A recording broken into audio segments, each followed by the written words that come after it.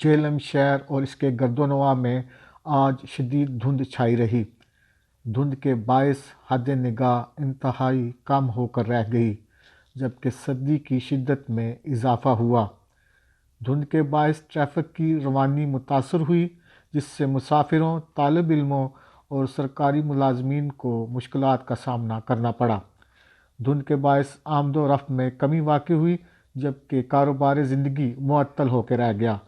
Motor وے police نے driver حضرات کو فوکس لائٹس استعمال کرنے کی ہدایات جاری کی، گاڑیوں کی سپیڈ کم رکھنے اور گاڑیوں میں مناسب فاصلہ رکھنے کی ہدایات دیں۔ دھند کے باعث پبلک پارک اور دیگر پبلک پوائنٹس پر بھی ویرانی چھائی رہی۔